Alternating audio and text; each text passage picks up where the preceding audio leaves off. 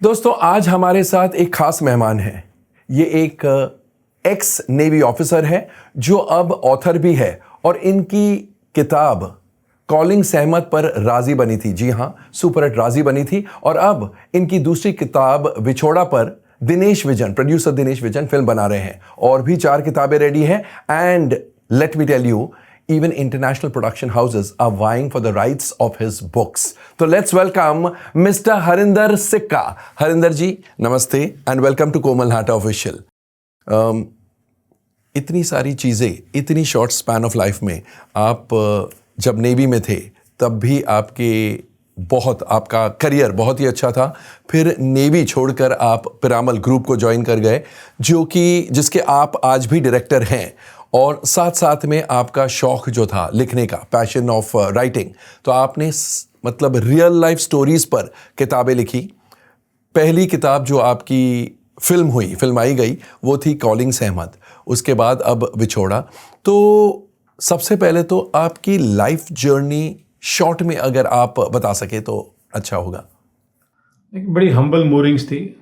Simple Pakistan से parents आए थे बिछड़ के, और टीन की छत के नीचे रहते थे तब। वहाँ से जो ग्रोथ हुआ है तो स्ट्रगल सबके था। Millions of people came. तो वहाँ से जब स्कूल से पढ़े तो एक मन में जोश था कि कुछ अलग से करना चाहिए, ये गुर्बत की ज़िंदगी ठीक नहीं है। और करते करते नेवी ज्वाइन कर ली। जब मैं कॉलेज में अभी ग्रेजुएशन कंप्लीट नहीं किया था तो कैडेट बनने का अथॉरिटी मिल गया था नेवी से। 1979 में जब नेवी ज्वाइन करने के लिए ट्रेन से जा रहा था, तब तक हम वहाँ से शिफ्ट करके दूसरी अच्छी जगह में पहुँच गए थे। तो मदर मेरी पहले फ्लोर के एक फ्लैट से नीचे आई और बोलती थी कि हो सकता है जंग हो जाए, नेवी में अफसर बनने जा रहे हो तो कोई घाव पीठ पे ना आए, जो लगे यहाँ लगे। तो एक बड़ी दृढ़ता माँ ने, हालांकि उनकी आंखों में आंसू थे, बट पीठ दिखाने का जो किसी को कोशिश कभी हो जाती है वो नहीं था, हुक्म था माँ का। तो हमने आज तक फिर उस जज्बे को सलामत रखा है, कभी पीठ नहीं दिखाई है। तो फिर जब 1993 में मैंने नेवी छोड़ा और प्रीमेच्योर रिटायरमेंट लिया। I was lieutenant commander then. 99 में जब कारगिल जंग छोड़ा तो मैं अजय पिरामल जी से बोल के मैं कारगिल बैटल थिएटर गया था बतौर लेखक। अच्छा। लेफ्टिनेंट जनरल एस ग्रेवाल तब QMG थे, उनकी परमिशन लेके। और अब जंग में जो होता है, हम तो बतौर राइटर नहीं रह पाते पूरा। वहाँ पर एक स्टोरी मिली, एक सच्ची स्टोरी, कहानी सहमत की। तो वहाँ से जब लिखना शुरू किया, तब तक मैं ये सोचता था कि मैं बहुत बहादुर हूँ, अपने बच्चों को, माँ बाप को छोड़ के जंग में आ गया हूँ। बट जब सहमत की स्टोरी जैसे जैसे खुलती गई तो मुझे समझ में आने लगा कि मेरी बहादुरी तो कुछ नहीं है। एक औरत ने क्या कर दिया हमारे अपने देश के लिए क्या क्या कर दिया। तो जब मैंने उसको 8 साल स्टोरी में लिखाए, फाइनली उसको बोला कि मैं तुम पर एक फिल्म बनाना चाहता हूँ, तो उन्होंने बोला नहीं, मुझ पर नहीं बनाइए, गुरु नानक पर बनाइए। तो सर माथे पर उनके तो हुक्म होता था मुझ पर। तो नानक शाह फकीर बनाई, जो आपने प्रोड्यूस की, जो मैंने प्रोड्यूस किया। तो आप उसका ब्लेसिंग्स कह लीजिए, आशीर्वाद कहिए, कि जो इम्पॉसिबिलिटीज सोच सकते हैं वो मेरे साथ में हुई फिल्म बनाने के दौरान। लेकिन फिल्म को कोई रोक नहीं पाया। और पहली ही फिल्म जो है उसको 3 नेशनल अवार्ड मिले। कान में गई, लॉस एंजलिस, टोरंटो में रेड कारपेट मिला। President of India doctor Pranab Mukherjee ने उसको राष्ट्रपति भवन में बुलाया। ये फिल्म कैपिटल हिल में गई। और आज यूट्यूब, ZEE5 और जियो सिनेमा और दूसरे चैनल्स पे 50 मिलियन से ज़्यादा लोग देख चुके हैं। और उसका एक सॉन्ग हमें 20-25 मिलियन से ज़्यादा है, और हम फ्री दिखा रहे हैं। हम उसके लिए यूट्यूब से भी कुछ नहीं लेते, क्योंकि सहमत ने कहा था यहाँ की कमाई घर नहीं आना चाहिए। अच्छा, तो वो प्रसाद के रूप में जाना चाहिए, तो वैसे ही जा रही है। क्या बात है। तो ये मिरेकल्स कह लीजिए। बहुत लोगों ने तंग किया मुझे इसमें, कोई फिल्म ही चोरी करके ले गया।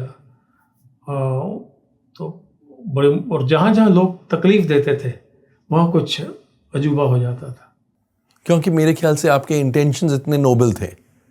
जैसे कि भुज में हम स्क्रीनिंग कर रहे थे, गुरु नानक साहब को एक पुराने शिप में ले जाना मक्का में, और रास्ते उस दौरान में एक जो उन्होंने गाना गाया था कि परमेश्वर एक है, सभी उसमें समा जाते हैं। तो छुट्टी परमिशन नहीं दे रहे थे, बोट में लाइफ जैकेट्स नहीं थी, लाइफ बोट्स नहीं थी, कुछ नहीं था, कलेक्टर ने मना किया था। तो हम सीएम साहब को फ़ोन किए। सीएम को मेरा फ़ोन करना एक बात है, सीएम को मुझे मिल लेना, फ़ोन पर आ जाना, मिल लेना, वो अलग बात है। मिले गांधीनगर में जाके, वापस आ गए, हमें परमिशन मिल गया था। 24 जून 2013 को अंदर ले गए पानी में, गहरे पानी में 25 मील, वापस आ गए, जबकि पाकिस्तान आसपास में है। और 25 को फिर चले गए, वापस आ गए। जब वापस आए तो वो लो टाइड थी, तो खाली करीब 10-1 फीट का पानी बाकी रह गया था, एब जा रही थी सारी। तो शिप अलॉन्ग साइड आया और सारे उतर गए, लेकिन उसको एक तो थ्रू आउट उसको इवन कील पे रखना उसमें वो एक कमाल का, क्योंकि कैमरास उसको स्टेबल रखना एग्जैक्टली। तो वेव्स भी काफ़ी थी, आपको फिल्म में दिखेगा। तो मैं उसको अंदर में उसके रूम में, जो जहाँ से शिप को चलाते हैं ब्रिज में, उसका एंकर, उनका हैंडल संभाल के चल रहा था, उसकी स्टीयरिंग संभाल रहा था। और मुझे वापस अपने नेवी के दिन याद आ रहे हैं ताकि वो जो हमारा जो स्क्रीन है वो ना हिले ज़्यादा, वो स्टेबल रहे, उसको टैक ना करना पड़े, ऐसा। बट ऐसा हुआ। वापस आए, जब सब उतर गए, 5 कैमरास थे हमारे पास शायद, सब उतर गए, कैमरास उतर गए, सब कुछ उतर गया, तो शिप बैठ गया। अब ये उसमें पानी भरा। ओह, तो काम खत्म होने के बाद तो जो nothing short of a miracle actually. तो वो बीच में हो जाता तो बड़ी गड़बड़ हो जाती थी। फिर उसको टो कराया, शिप को वापस जोक्स पे चढ़ाया, और वो जो नाविक हैं उन्होंने बोला कि सब, हमें भी लगता था कि कुछ और हो रहा है। तो उसने जो शूटिंग के दौरान हुआ उसके पैसे नहीं लिए। अच्छा, उनको लगा कि इतना नेक काम किया है तो पैसे क्या लेने। इसी तरह से जब हम इसकी आरती शूट कर रहे थे, बहुत गर्मी थी, तपश थी बहुत ज़्यादा, रेत पर पाँव नहीं खड़े हो पा रहे थे। तो हमारे पास में करीब 500 का क्रू था, जिसको हमने करीब 1500-1600 इस तरह को दिखाया मल्टीप्लिकेशन में। तो खड़े नहीं हो पा रहे थे, हमने वो ब्रेक करके 3 बजे शूट किया। और देखिए, जैसे ही कट करते थे आवाज़, ऐसा हमने करीब 50 बार से ज़्यादा किया होगा, तो हल्की हल्की बूंदाबांदी हो जाती थी। ये रिकॉर्डेड है। क्या बात है। तो सैंड जो है, हमें जब हम वापस शूट पे आते थे वो ठंडी मिलती थी, कूल मिलती थी। ओह, तो ऐसे बहुत सारे जैसे बोलते हैं ना कि मानो तो भगवान नहीं तो पत्थर। तो आप लोगों ने, दुनिया ने, सबने देखा होगा, सुना होगा, महसूस आपने किया, तो मैं मतलब एक्सपीरियंस किया, कैमरा पे रिकॉर्ड किए हैं ऐसे सीन्स, राइट। और मैंने ऐसे जितने वहाँ पर जो काम कर रहे थे, जो आरती में साथ जुड़े थे और पुजारी थे, दिस दैट, वो उन बूंदों को ऐसे उठा के वो अपने मुंह में रखने की कोशिश करते थे कि ये कुछ प्रसाद है, ये यहाँ कुछ और हो रहा है। तो जब उस दिन का जब शूट खत्म हुआ इस सीन का, तो वो हमने एक ही दिन में सारा सॉन्ग रिकॉर्ड कर दिया था। अब कहने को तो हमने किया किसी और ने। तो वो जितने लोग थे सब हाथ मिला के थे। तो वहाँ पर खड़ा रहना हुआ मुझे, करीब 700-800 लोग हो गए, एक एक करके, दूसरे तीसरे, सब कुक्स, शेफ्स जितने भी थे। तो वो कुछ मिरेकल्स थ्रू एंड थ्रू होते रहे। और पहली फिल्म आपको, मुझे एक हमारे दोस्त बन गए तब, सतीश कौशिक, उन्होंने फ़ोन किया कहीं से, आपको दिल्ली में मिलने आना है। मैंने कहा साहब आप दिल्ली क्यों आएंगे मुझे मिलने, मैं बम्बई में आऊँगा। कहते नहीं, मैं दिल्ली में हूँ इस वक्त। तो हम DLF में गोल्फ खेल रहे थे तब, तो DLF में आ गए। तो कहते मैं आपको बताना चाहता हूँ कि मैं आपसे मिलना चाहता था कि आप क्या प्राणी हैं। अरे वाह। तो अब क्या किया? कहते हैं साहब मैं चेयरमैन हूँ नेशनल अवार्ड कमेटी का, और आपकी फिल्म को 9 नॉमिनेशंस थे, 3 नेशनल अवार्ड मिले हैं, उसमें Nargis Dutta award for best feature film भी मिला है। तो ये अजीब ही बातें हैं 2015 में। तो इस फिल्म में कोई डायरेक्टर का नाम नहीं, हालांकि ए के बीर ने सारी फाउंडेशन तैयार की, 9 नेशनल अवार्ड्स हैं उनके पास में। तो फिल्म में लोग आए, कुछ चोरी करते थे, कुछ फिल्म ही चोरी करके ले गए। जिसने नुकसान पहुंचाने की कोशिश की उन्हें खुद को नुकसान हुआ, हालांकि हम ऐसा नहीं चाहते थे किसी के लिए। तो जिसके खिलाफ में FIR दायर करा के हमने फिल्म वापस ली थी, उसके खिलाफ में भी कोर्ट में कोई एक्शन नहीं लिया है, क्योंकि वो अपनी जो आप फेंक रहे हैं वही मिलेगा आपको। तो फिल्म में कोई डायरेक्टर नहीं, मेरी ये बिलीफ है कि फिल्म कोई और डायरेक्ट किया। क्या बात है। तो जब कॉलिंग सहमत आपकी नॉवेल, उसको राजी में कन्वर्ट किया गया, वो स्मूथ सेलिंग थी कि उसमें भी मुसीबतें आई? तो पहले तो अक्षय और मैं ये बनाना चाहते थे, तो और अक्षय हमारे बड़े अच्छे दोस्त हैं, उन्होंने पोस्टर भी नानक शाह फकीर का रिलीज़ किया अकालीज के साथ में मिलके, सपोर्ट बनाना भी चाहते थे हम राजी को, but because of lot of problems जो मेरी हुई, एक जो था ना इंटेंशनल, तो मुझे राजी को देना पड़ा, बट एक अपनी टर्म्स पर, कि डायरेक्टर मैं डिसाइड करूँगा, एक्टर मैं डिसाइड करूँगा। मैं सहमत से पूछता था ये बातें, कुछ एक बातों में चुप रहती थी जिनको मैं हाँ मान लेता था। तो गुलजार साहब ने मुझे कहा था कि मेरी बेटी को 4 साल से काम नहीं मिला, उन्होंने तलवार बनाई थी, तो लोगों का ही मानना था कि विशाल भारद्वाज ने बनाई है, तो उसको काम नहीं मिला। मेरी बड़ी इज्जत थी मेरे मन में गुलजार साहब की, तो मैंने उन्हें प्रॉमिस कर दिया, फौजी हूँ, प्रॉमिस तो प्रॉमिस है। तो आपने ये प्रॉमिस किया कि कॉलिंग सहमत पर जो फिल्म बनेगी आपकी बेटी डायरेक्ट करेगी? नो, गुलजार डायरेक्ट करेगी। अच्छा, गुलजार, मेघना गुलजार, हाँ वही मेघना गुलजार। मेघना। तो फिर जब जंगली पिक्चर्स से ये फाइनल हो रहा था, तो एक कंडीशन डाली, और उसका, हालांकि ये फिल्म लाखों में नहीं थी, बिकी है ये। तो जब उन्होंने रियलाइज़ किया कि तो ये जितने भी पैसे आ रहे हैं इतने, ये इंडिया की सबसे महंगी शायद किताब उस वक्त बिकी होगी, तो मैंने कहा सारा चैरिटी में देना है। तो वह बोलते थे कि आप बिल्कुल पागल हैं, पैसा तो कौन देता है। तो मैंने कहा साहब आपने फिर सहमत को नहीं समझा है। तो आलिया भट्ट को जब स्क्रीन के लिए बोला तो वो तो मान गए, बट गुलजार के लिए, मेघना गुलजार के लिए तो इनिशियली नहीं पिक्चर्स नहीं राजी थे, क्योंकि वो बड़ा कुछ चाहते थे। अब जब वो बन गई फिल्म, तो तब तक मेघना मुझे अंकल अंकल अंकल अंकल करके तो दिस दैट। तो एक कंडीशन थी कि मुझे इस फिल्म के जो चेंजेस नहीं लाए जाएंगे। एक मैं दिखाना चाहता हूँ संसार को कि एक कश्मीरी मुस्लिम औरत ने देश के लिए पूरा सर्वस्व निछावर कर दिया। तो कश्मीर हमारा अंग है, कश्मीरी हमारे साथ में लड़ते हैं। बट मेघना गुलजार और उनके पिता को ये बात ठीक नहीं लगी थी कभी, और उन्होंने ऐसे चेंजेस किए जिसका मुझे पता नहीं लगने दिया। दिल्ली में फिल्म दिखाई as a director's cut army को, लेकिन मुझे नहीं बुलाया। तो उसमें क्या किया उन्होंने, लास्ट में ऐसा दिखा दिया जैसे कि किसी कश्मीरी औरत ने कोई बहुत बड़ी गलती कर दी देश के लिए लड़ने के लिए। वो आर्मी को तो सॉफ्ट कॉर्नर में दिखाया, ट्राई कलर पूरी फिल्म में रिमूव कर दिया, पाकिस्तान के झंडे दिखाए, पाकिस्तान आर्मी को सॉफ्ट दिखाया। और आप किताब पढ़ें तो बिल्कुल उलट है। सहमत आती है, तिरंगा को सल्यूट करती है, बॉज डाउन, और वो बैंड मास्टर जो था, वो जय भारती प्ले कर रहा था, वो स्ट्रीक करके 2 बारी रोक के जनगण मन प्ले करता है। वो सारा सीन आपने निकाल दिया, और आपने बोला कि जी प्रोटैगनिस्ट जो है वो इंडियन इंटेलिजेंस को गालियां दे रही है या कोस रही है कि आपने मुझे क्यों भेजा।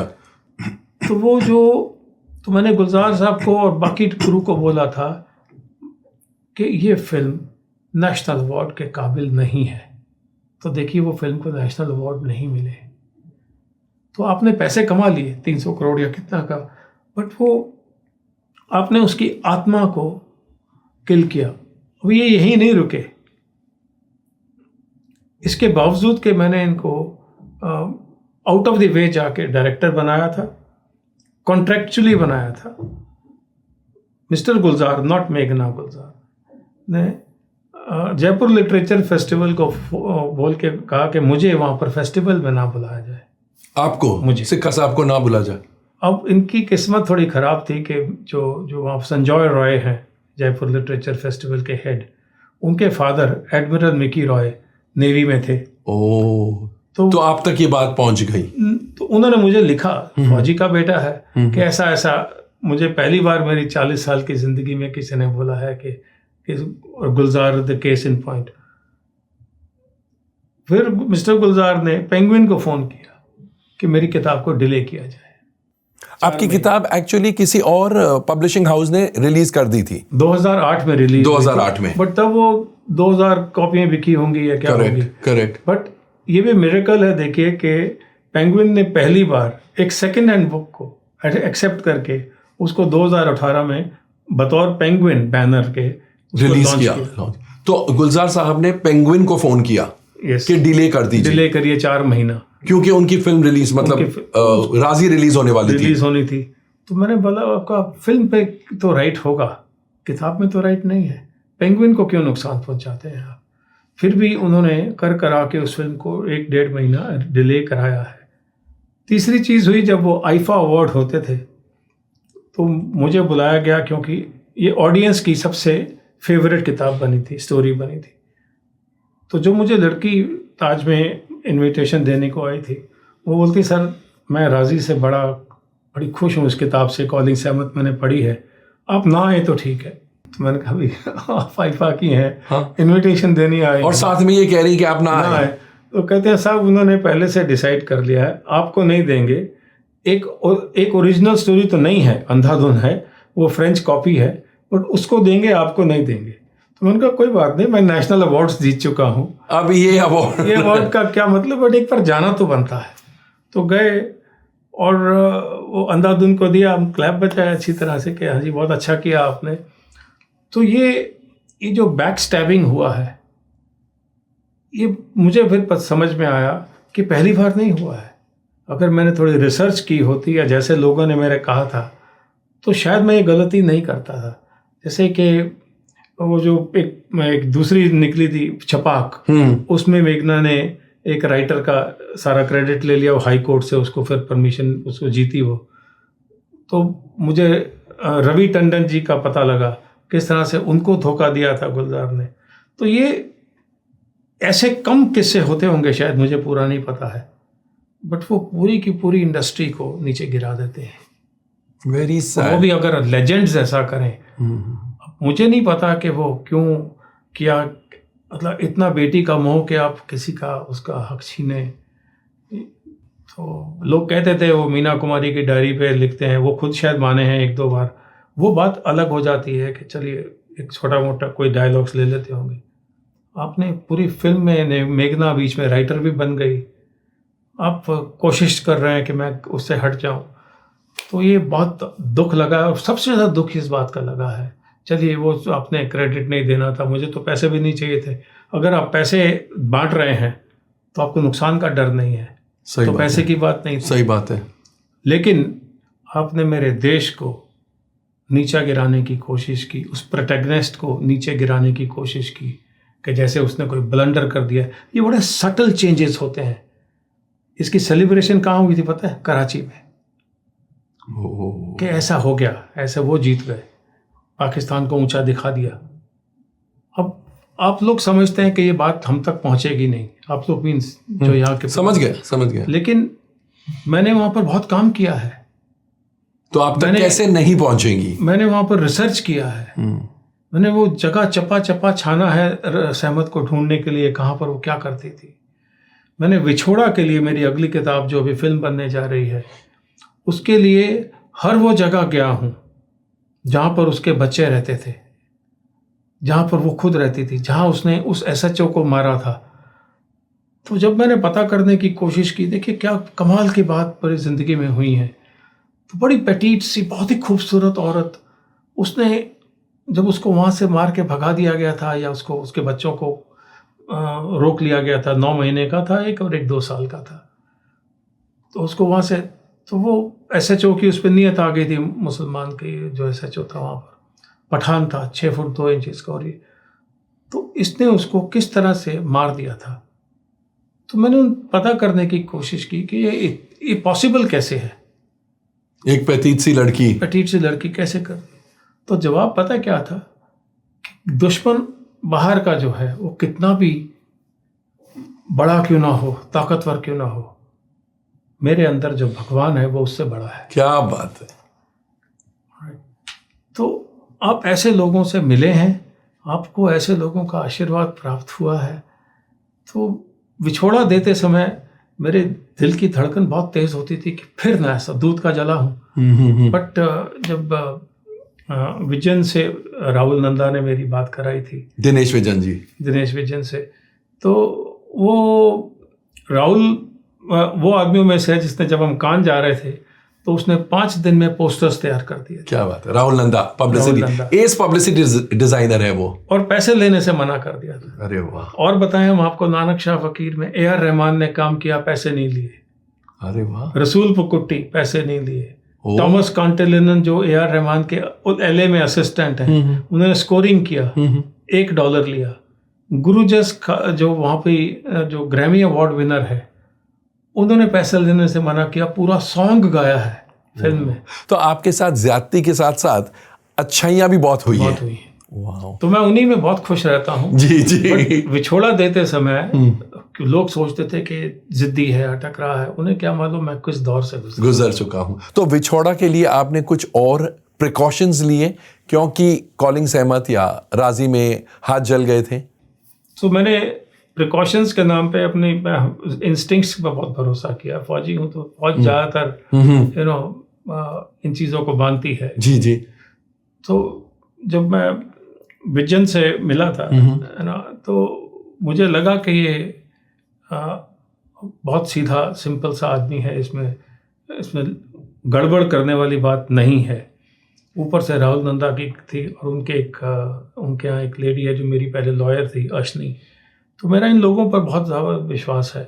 तो मैंने ज़्यादा वहाँ पर बात नहीं की। मुझे पक्का पता है कि इंडिया के साथ खिलवाड़ नहीं होगा, जो कि आप चाहते हैं, जो मैं चाहता हूं। डेफिनेटली। और आने वाली जो किताबें मतलब आपने लिख डाली है, जिनके नेगोशिएशन चल रहे हैं, उनके बारे में अगर बताएं तो कौन कौन सी किताबें हैं? तो मैंने एक फिल्म लिखी थी, गोविंद। ओके। अच्छा, फिल्म लिखी थी जी। ओके। लिखी तो किताब है, बट वो प्रिंट नहीं हो रही है। अच्छा। वो उसके ऊपर मैं फिल्म बनाने की कोशिश कर रहा हूँ। बट मेरे साथ में यहाँ भी देखिए क्या कमाल होता है। तो एक नेवल ऑफिसर की कहानी है, जो कि कैसे एक डूबती सबमरीन को बचाता है। तो ये आप जब नेवी ऑफिसर थे उस दौरान की कहानी है। अच्छा। ये सच्ची कहानी है 3 नेवल ऑफिसर्स की, जिनको मैंने मर्ज करके लेफ्टिनेंट गोविंद बना दिया। अच्छा। तो तीनों को एक स्टोरी में डाल के, तो एक ने जिसने के विसल ब्लोइंग का काम किया था किसी, दूसरे ने एक सबमरीन बचाई थी, और तीसरे ने बहुत सारे ऐसे काम किए थे जो कि हिलेरियस है। अच्छा। फौज के लिए बहुत हिलेरियस है। And he was in love with a woman over there, Russian woman. और कैसे उसको कोर्ट मार्शल का सामना करना पड़ा था, क्योंकि नेवल ऑफिसर फॉरेनर के साथ शादी नहीं कर सकता। अच्छा। बट उन्हें लव हो गया था, उन्हें मोहब्बत हो गई थी। तो इन तीनों को इकट्ठा करके, ज्वाइन करके, तो जब मैं सेंट पीटर्सबर्ग गया, क्योंकि ज़्यादातर शूट वहाँ पर है, तो उसके तुरंत बाद में मैंने एक फिल्म देखी, सिल्वर स्केट्स।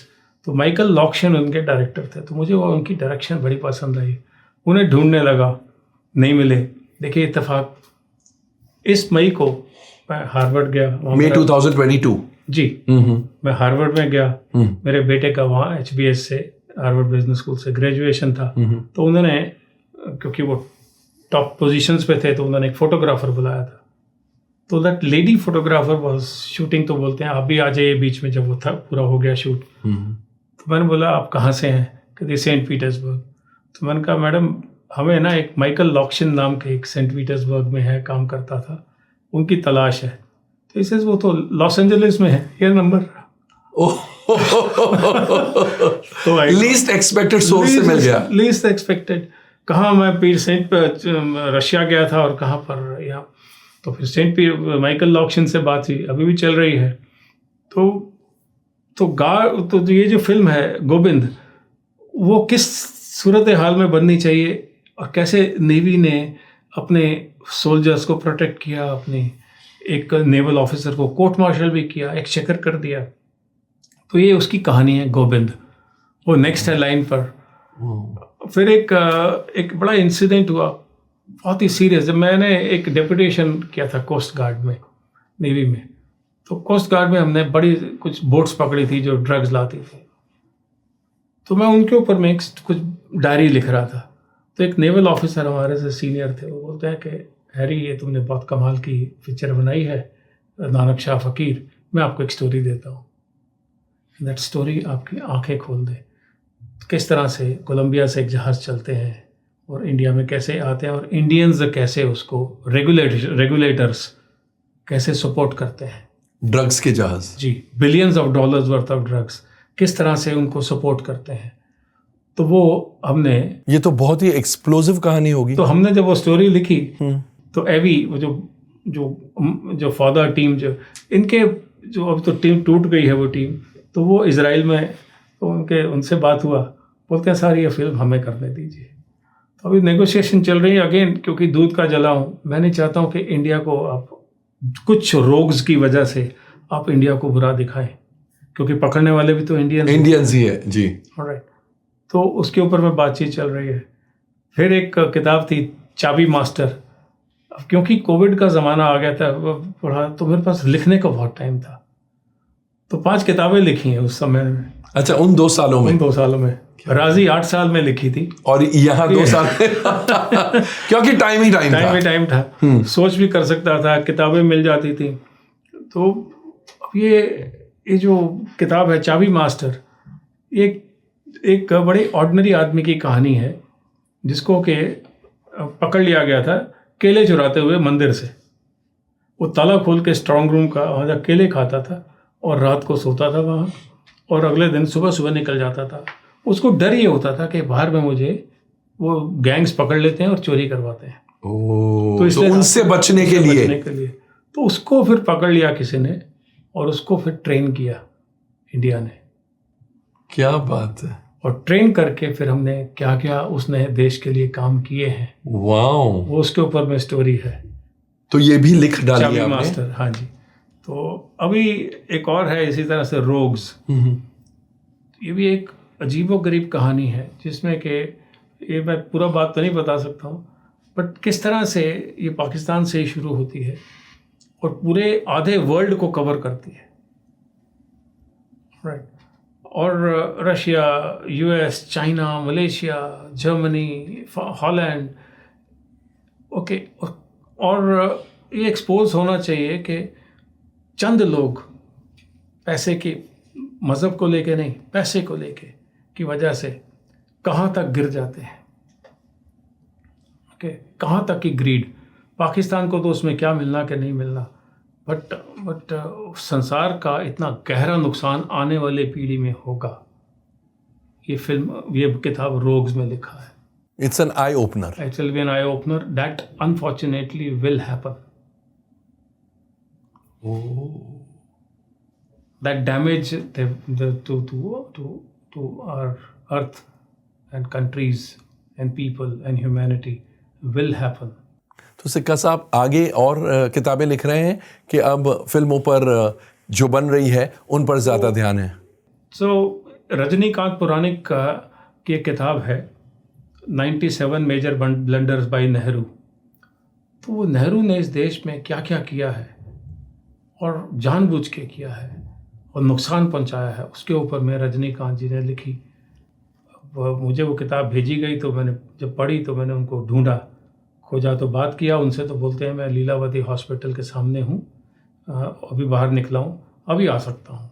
आधे घंटे में मेरे पास में ताज में बैठे थे, तो उनके यहाँ पर वो कैन्यूलास लगे थे। मैंने कहा क्या हो गया? कहते हैं जी मैं 4th स्टेज कैंसर पर हूँ। तो मैंने कहा सर, राइटर्स की इस देश में, बॉलीवुड में भी इज्जत नहीं है, बतौर लेखक मैं वही आपको देने वाला हूँ जो मैं चाहता हूँ इंडिया वर्ल्ड से राइटर की इज्जत हो, पार्टनर बने। तो उनके साथ मैं कॉन्ट्रैक्ट किया, उनकी जितनी वहाँ पर जो इमीडिएट जो जितने भी लाखों का खर्चा था वो उनको कैश में दे दिया, चेक बाय चेक। और फिल्म के बाद में उनको जो मेरे हिस्से का है वो सारा उनके परिवार को भी दिया जाएगा। एंड द फिल्म कंपल्सरली लिखी जाएगी based on Rajinikanth Puranik story. तो इस देश में लेखक को आप नीचे गिरा देते हैं जो कि कंटेंट प्रोवाइडर है। और हर फिल्म की हर कंटेंट, मतलब कोई भी फिल्म हो, सीरियल हो, सीरीज हो, उसकी बैकबोन या रीढ़ की हड्डी तो कंटेंट या स्क्रिप्ट ही होती है। तो जब मुझे दीनू से, विजयन से जब काफ़ी मेरी सिटिंग्स हुई, दिल्ली में हुई, यहाँ हुई, तो मुझे लगा कि ये आदमी डिफरेंट है, दम है और अपनी ज़बान पर टिकने वालों में से है। तो ऐसे लोगों के साथ काम करके अच्छा लगता है। अब जैसे मैंने माइकल लॉक्शन से बोला कि आप गोविंद बनाइए, उसने बोला मैं सेंट पीटर्सबर्ग तो कर सकता हूँ, रशिया के लेवल का, क्योंकि वहाँ पर इसकी सिनेमाटोग्राफी डिफरेंट होगी। मुझे इंडिया की समझ नहीं है। इस पैसे की ऑफर के बावजूद मैं इंडिया का नहीं कर सकता। ओह, वेरी ऑनेस्ट। तो ये ऐसे लोगों से काम करके मज़ा आता है, बहुत मज़ा आता है, बहुत सीखने को मिलता है। आपकी किताबों से लोगों को सीखने को मिलता है, और जिन किताबों पर फिल्में आधारित हो रही है उनसे मनोरंजन के साथ साथ सीखने को भी मिलता है। सिक्का साहब, बहुत बहुत शुक्रिया कोमल नाहटा ऑफिशियल से बात करने के लिए। And may you succeed in all your ventures. जिस तरह आप सच्चाई से एंड बड़े इंटेग्रिटी के साथ अपनी नॉवेल्स लिखते हैं, अपनी फिल्में बनाते हैं, ऐसे ही कामयाबी आपके कदम चूमे। Thank you so much. Thank you. तो दोस्तों, ये थे सिक्का साहब। जैसा मैंने कहा, राजी इनकी कहानी पर, इनकी किताब पर आधारित थी, और अब आने वाली film Vichhoda, that's the name of his novel, but probably that will also be the name of the film. तो विछोड़ा बन रही है इनकी कहानी पर, और आगे चल के आप इनकी कहानियों पर बहुत सारी फिल्में देखेंगे, और एक कहानी के राइट्स तो इन्होंने खरीदे हैं, जैसा इन्होंने कहा, उस पर ये फिल्म भी बनाने वाले हैं। That's all for today. Keep watching Komal Nahta official.